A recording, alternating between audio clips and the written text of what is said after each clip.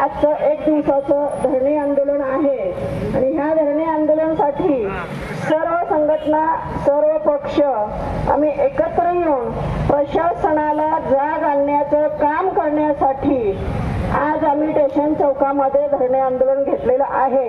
जर एवढं करून जर नाही थांबलं तर आम्ही रस्त्यावर उतरायला सुद्धा कमी पडणार नाही आहे। हे प्रशासनाला सांगली जिल्ह्याच्या वतीने माझं आमचं म्हणणं एवढंच आहे की सर्वसामान्य माणसाला कसं काय जगावं। असे जर का रोजच्या रोज जर का सांगलीमध्ये गुन्हेगारी वाढत असेल तर याला वचक कोणाचं आहे की नाही।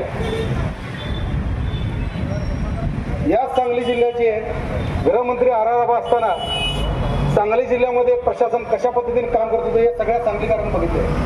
तर आज गेले 15 वर्षाला बघितला तर सांगलीमध्ये कुठल्याही प्रकारचं प्रशासन चांगल्या पद्धतीने गुन्हेगारावर वचक आहे असं दिसत नाही।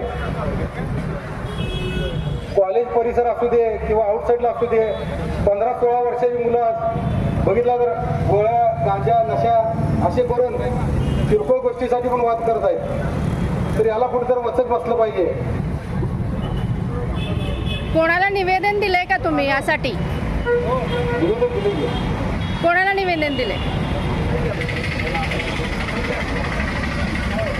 आमचं म्हणणं एवढंच आहे पोलीस प्रशासनाला की वाढती गुन्हेगारी कशा पद्धतीने रोखता येईल त्याच्यावर तुम्ही फोकस केलं पाहिजे। माझ्या बघण्यात 2019 पासून तर शहरामध्ये कोम्बिंग ऑपरेशन कुठेच झालेलं नाही। जर का पोलीस प्रशासनानं सगळीकडे संध्याकाळी 7च्या 8च्या परिसर 8 नंतर जिथं जिथं असे गुन्हेगारीचे प्रमाण आहे तिथं कोम्बिंग ऑपरेशन केलं तर त्यांना बऱ्यापैकी जे गुन्हेगार करायला किंवा नशाचे जे प्रमाण वाढले याच्यावर कुठेतरी एक वचक बसेल। यासाठी आज हे आंदोलन